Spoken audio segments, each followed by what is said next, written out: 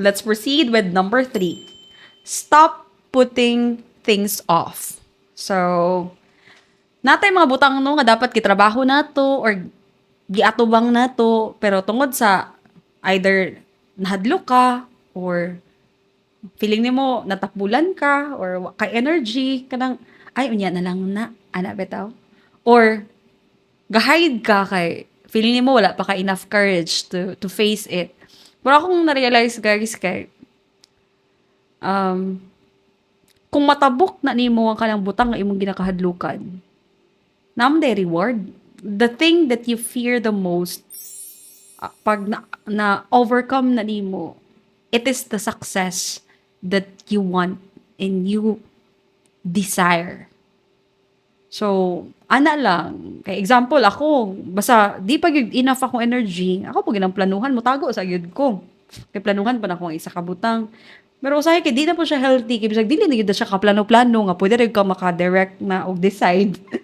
Mang ano pa gyud ako ba? Gina-put off kay gusto na ko i-perfect pa gyud siya.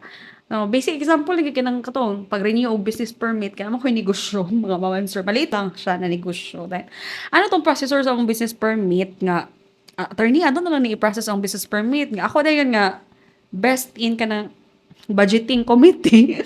Ay, gina-budget gina ko nga ay halagi ko mo gasto once nga nakaingon ko nga safe na para mo gasto.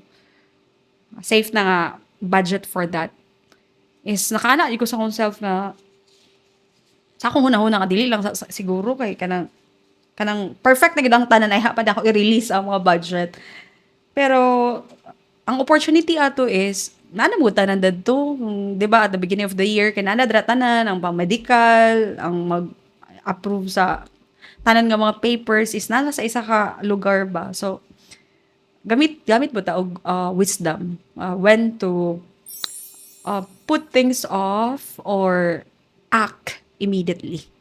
Pero this 2026, I hope that we will have the discernment whether to put things off, sorry, or face it.